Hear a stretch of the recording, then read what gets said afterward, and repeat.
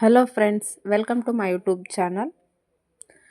ನೀವು ಆಲ್ರೆಡಿ ಶಿರಾ ಮಾಡಿರ್ತೀರ, ಬಟ್ ಬೆಳಗ್ಗೆಯಿಂದ ಸಾಯಂಕಾಲ ಇಟ್ಟರೂ ಗಟ್ಟಿ ಆಗದ ಹಾಗೆ, ನೀವು ಬೆಳಗ್ಗೆ ಯಾವ ಥರ ಮಾಡಿರೋ ಸಾಯಂಕಾಲನೂ ಅದೇ ಥರ ಇರೋ ಹಾಗೆ ಹೇಗೆ ಮಾಡೋದಪ್ಪ ಅಂದರೆ ನಾನು ಇಲ್ಲಿ ತೋರಿಸ್ಕೊಡ್ತಾ ಇದ್ದೀನಿ. ಇಲ್ಲಿ ನೋಡಿ, ಫಸ್ಟ್ ನೀವು ತುಪ್ಪ ಹಾಕ್ಕೊಂಡು ಹುರಿತಿರ್ತೀರ. ತುಪ್ಪದ ಜೊತೆ ಸನ್ಫ್ಲವರ್ ಆಯಿಲ್ನ 2 ಚಮಚ ಹಾಕ್ಕೊಂಡು ಇದನ್ನ ಹುರಿಬೇಕು. ಬರೀ ತುಪ್ಪ ಹಾಕ್ಕೊಂಡ್ರೆ ಸ್ವಲ್ಪ ಟೇಸ್ಟ್ ಚೆನ್ನಾಗಿರುತ್ತೆ, ಬಟ್ ಅದ್ರ ಜೊತೆ 2 ಸ್ಪೂನ್ ಆಗುವಷ್ಟು ಆಯಿಲನ್ನು ಹಾಕಿ ಈ ಡ್ರೈ ಫ್ರೂಟ್ಸನ್ನು ಹುರ್ಕೋಬೇಕು. ಅದ್ರ ಜೊತೆಗೇ ಈ ಗ್ಲಾಸಲ್ಲಿ ಬಾಂಬೆ ರವೆ ಅಥವಾ ನಾವು ರವೆ ಉಂಡೆ ಕಟ್ಟಕ್ಕೆ ಯೂಸ್ ಮಾಡ್ತೀವಲ್ಲ, ಅದೇ ರವೆಯನ್ನು ನಾವಿಲ್ಲಿ 1 ಗ್ಲಾಸನ್ನು ಬಳಸ್ತಾ ಇದ್ದೀನಿ.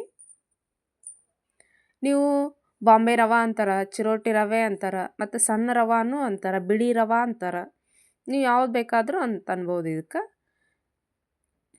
ನಾನಿಲ್ಲೇ 1 ಗ್ಲಾಸ್ ಆಗುವಷ್ಟು ತೊಗೊಂಡಿನಿ. 1 ಗ್ಲಾಸಿಂದ 5 ಅಥವಾ 6 ಜನ 7 ಜನ ಊಟ ಮಾಡ್ಬೋದು. ಅಷ್ಟು ರುಚಿಕರವಾಗಿರುತ್ತೆ. ಬೆಳಗ್ಗೆಯಿಂದ ಸಾಯಂಕಾಲವರೆಗೂ ನೀವು ಬೆಳಗ್ಗೆ ಯಾವ ಥರ ಮಾಡಿರ್ತೀರೋ ಅದೇ ಥರ ಇರುತ್ತೆ. ಗಟ್ಟಿ ಆಗಲ್ಲ, ಏನೂ ಆಗಲ್ಲ. ನೀವು ಮತ್ತು ಮರುದಿನ ಇಟ್ಕೊಂಡ್ರೂ ತಿನ್ಬೋದು. ಇದಕ್ಕೆ ಏನಪ್ಪ ಟ್ರಿಕ್ ಅಂತಂದರೆ, ಈ ಥರ ಹುರ್ಕೋತಿರ್ಬೇಕಾದ್ರೆ ನಾವು ಒಂದು ಸೈಡಿಗೆ ಬಿಸಿ ನೀರನ್ನು ಕಾಯಿಸಿಡ್ತಾ ಇರಬೇಕು. ಸ್ವಲ್ಪ ಬಿಸಿ ನೀರನ್ನು ಈ ಹುರಿತರೋ ರವಾಕ್ಕೆ ಹಾಕಬೇಕಾಗುತ್ತೆ.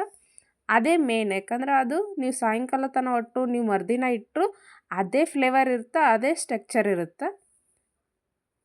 ನೋಡಿ, ಈ ಥರ ಚೆನ್ನಾಗಿ ರವೆಯನ್ನು ಹುರಿದು ಸ್ವಲ್ಪ ಚೆನ್ನಾಗಿ ರವೆ ಹುರಿಬೇಕು. ಅದರೊಳಗೆ ಡ್ರೈ ಫ್ರೂಟ್ಸು 2 ಚೆನ್ನಾಗಿ ಹುರ್ಕೊಂಡು ನಾವೇನು ಒಂದು ಕಡೆ ಬಿಸಿನೀರನ್ನು ಕಾಯಿಸಿ ಇಟ್ಕೊಂಡಿದ್ವಲ್ಲ, ನಾವು 1 ಗ್ಲಾಸ್ ರವಕ್ಕೆ 2.5 ಗ್ಲಾಸ್ ಆಗುವಷ್ಟು ನೀರನ್ನು ಹಾಕ್ತಾಯಿದ್ದೀನಿ. ನೀವು ಇಲ್ಲ ಸ್ವಲ್ಪ ನಮಗಿನ್ನೂ ತೆಳು ಬೇಕಂತಂದ್ರೆ 3 ಗ್ಲಾಸ್ ಇಟ್ಕೋಬೋದು, ಬಟ್ ಇದಕ್ಕೆ 2.5 ಗ್ಲಾಸ್ ನೀರು ಸಫಿಸಿಯೆಂಟ್ ಆಗುತ್ತೆ. ನೀವು ಇದಕ್ಕೆ ಫುಡ್ ಕಲರ್ ಬೇಕಾದ್ರೆ ಫುಡ್ ಕಲರ್ ಹಾಕ್ಬೋದು. ಶಿರಾ ಅಂದ್ರೆ ಫುಡ್ ಕಲರ್ ಇರಲೇಬೇಕು. ಇಲ್ಲ ನಮಗೆ ಬೇಡ, ನಾವು ಫುಡ್ ಕಲರ್ ಯೂಸ್ ಮಾಡಲ್ಲ ಅಂತ ಅನ್ನೋರು ಬರೀ ಇದೇ ಟೆಕ್ಸ್ಚರ್ ಒಳಗೆ ಮಾಡ್ಬೋದು, ಚೆನ್ನಾಗಿರುತ್ತೆ. ನಾನು ಇಲ್ಲಿ ಒಂದು ಸ್ವಲ್ಪ ಫುಡ್ ಕಲರನ್ನು ಬಳಸ್ತಾ ಇದ್ದೀನಿ. ಸ್ವಲ್ಪ ನೀರೊಳಗೆ ಕಲಸಿಟ್ಕೊಂಡು ಅದನ್ನ ಹಾಕಿದ್ದೀನಿ. ನಾನಲ್ಲಿ ಜಾಸ್ತಿ ತುಪ್ಪನೂ ಬಳಸ್ತಾ ಇಲ್ಲ, ಜಾಸ್ತಿ ಎಣ್ಣೆನೂ ಬಳಸ್ತಾ ಇಲ್ಲ, ಬಟ್ 100% ಇದು ಅಷ್ಟೇ ಬಾಯಿ ಒಳಗಿಟ್ರೆ ಕರಗುತ್ತೆ, ಅಷ್ಟೇ ಸ್ಮೂತಾಗಿರುತ್ತೆ, ಚೆನ್ನಾಗಿರುತ್ತೆ. ಜಾಸ್ತಿ ತುಪ್ಪ ಬೇಡ, ಏನು ಬೇಡ ಅನ್ನೋರು ಈ ಥರ ಮಾಡ್ಕೋಬೋದು. ಇಲ್ಲಿ ನೋಡಿ, ನಾವು 1 ಗ್ಲಾಸ್ ರವಕ್ಕೆ 1 ಗ್ಲಾಸ್ ಆಗುವಷ್ಟು ಸಕ್ಕರೆಯನ್ನು ತೊಗೊಂಡಿದ್ದೀನಿ.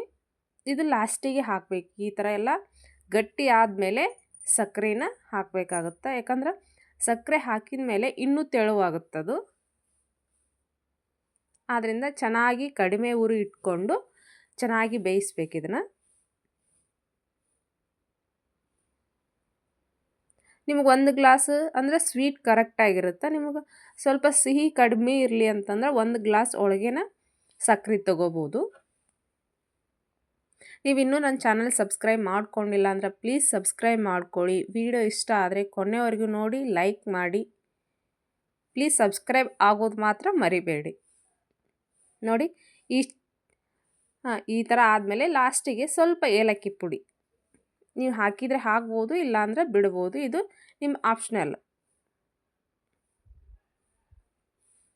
ಈ ಥರ ಕಡಿಮೆ ಉರಿ ಇಟ್ಕೊಂಡು ಗಂಟು ಆಗದೆ ಹಾಗೆ ಸ್ವಲ್ಪ ಚೆನ್ನಾಗಿ ತಿರುಗಬೇಕು.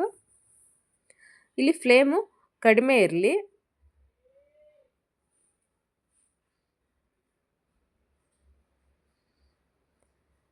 ನೀವು ಇದನ್ನು ಒಂದು ಪಾತ್ರೆಗೆ ಹಾಕ್ಕೊಂಡು ಗಟ್ಟಿ ಆದಮೇಲೆ ಯಾವ ಶೇಪ್ ಬೇಕಾದರೂ ಕೊಡ್ಬೋದು, ಹಾಗೇನೂ ಮಾಡ್ಬೋದು. ನೀವು ಶಿರಾ ಟೈಪ್ ಮಾಡ್ಕೊತಿದ್ರು ಮಾಡ್ಕೋಬೋದು,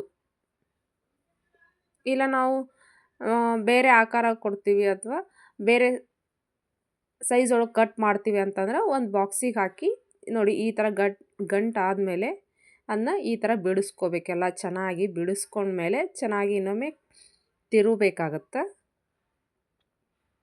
ನೋಡಿ, ತಳ ಹಿಡಿದೇ ಆಗಿ ಈ ಟೆಕ್ಸ್ಚರ್ ಒಳಗೆ ಬಂದರೆ ಸಾಕು.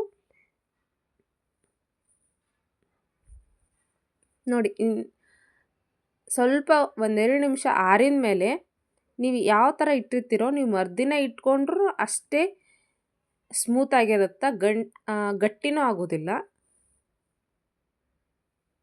ನೋಡಿ ನಾ ಈ ಟೈಪ್ ಒಳಗೆ ಮಾಡಿದ್ದೀನಿ. ಇನ್ನೊಂದು 2 ನಿಮಿಷ ಸ್ವಲ್ಪ ಕೈ ಆಡಿಸಿ ಗ್ಯಾಸ್ ಆಫ್ ಮಾಡಿ ತಣ್ಣಗಾಗಕ್ಕೆ ಬಿಟ್ಬಿಡ್ಬೇಕು.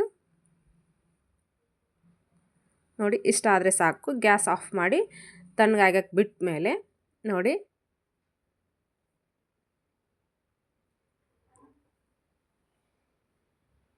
ಈ ಥರ ಚೆನ್ನಾಗಿರುತ್ತೆ. ಒಮ್ಮೆ ಟ್ರೈ ಮಾಡಿ ಫ್ರೆಂಡ್ಸ್. ಧನ್ಯವಾದಗಳು.